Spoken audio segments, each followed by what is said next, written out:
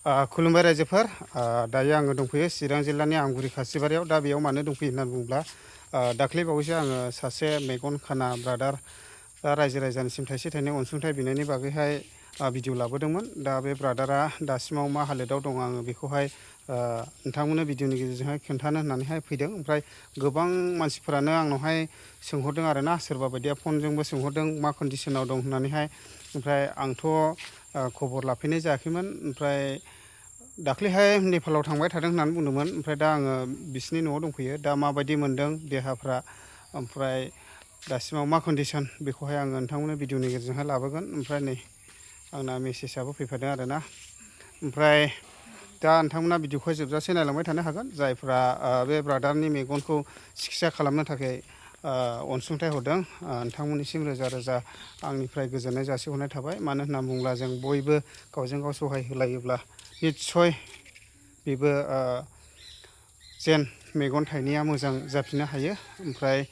नोंथांमोननि सायावबो इसोरा बांसिन बोर होगोन आरो दा फाइनालि आङो सफैबाय नोंथांमोना भिडिअखौ जोबजासे नायलांनो हागोन आरो दा सफैबाय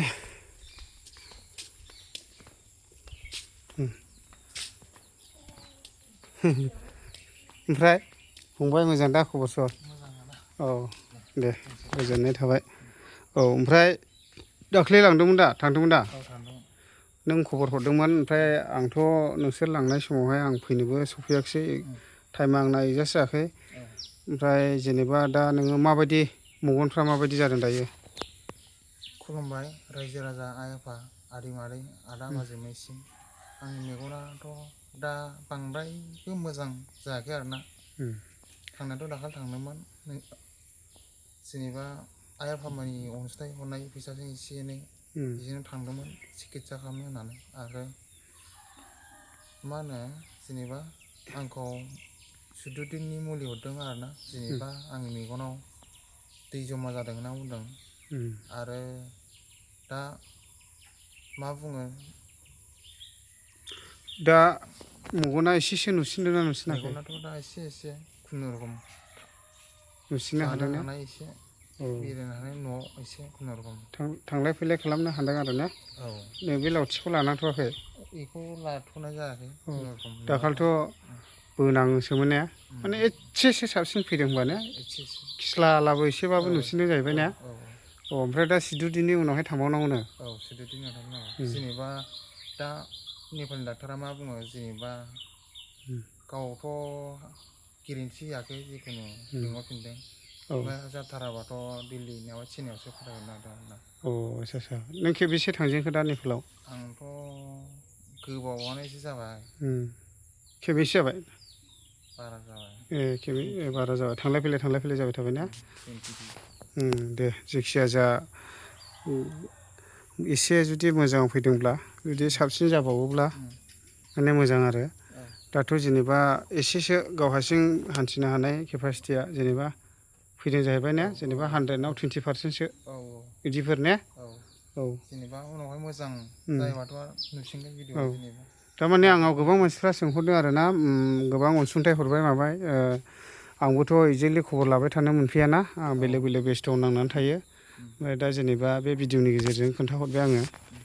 औ दा सिगाङाव भिडिअ होदों आङो बे ब्रादारा मेगन नुयैखौ दा गोदानै सोरबाफोर फैदोंब्ला बुजिया जानो हागौ फ्रायनो नुखानायफ्राथ' नुखानाय माने बे ब्रादारनि मेगना मा जायामोन नों खेबसे खिन्थाहरफिनदो दे आं गोजान जायगायाव खामानि मावनो होनानै थांदोंमोन न'खरनि थाखाय एसे एनै रां आरजिनो होनानै न'खरखौ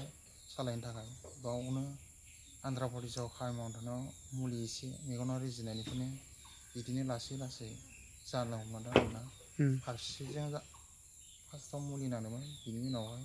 आगदाजोंबो लासै लासैनो फारनैबो दा गाज्रि जानाय आरो मेगना खाना जाहैबाय नुयि ने दा खुनुरुखुम एसे डक्टराव थांनानै आरोना दा न'आवबोथ' बिमाल'सो जाहैबाय ना बिफा फंबाय दं होनदों दा फंबाय सासे दा बेबायदि अबस्था आरोखि गोरिब न'खर दा बेबायदि आरो सिगांनो आं भिडिअ होखादों दा थाइसेबो थाखा गैयिलाय सिगांहाय जा सिकित्सा खालामबाय गावनि फैसाजों ओमफ्राय दाथ' गैयि उफाय जानाय हिसाबैहाय भिडिअ खालामनो गोनां जादों आरो ओमफ्राय सोरबाफोर बेबायदिनो बे ब्रादारनि बागैहाय अनसुंथाइ खालामनो गोसोब्ला आं सिगाङाव होदों भिडिअ बे सिगांनिहा थांनानै हेल्प खालामबानो जाबाय आरो थांफिनबावनांगौ होनदों ने जोंनाव दा थांसै औ बुधबारफ्राव थांसै औ औ गामिनि मानसिफोर थांफादों थांदों औ दे होमब्ला बेखिनियानो फंबाय माने गोबां मानसिफ्रानो खबर लानो लुबैयो नालाय मा कन्डिसनाव दं होननानै दा आंबो बे भिडिअनि गेजेरजों बयनिसिमबो मिथिहरनाय जाहैबाय आरोखि गोजोननाय थाबाय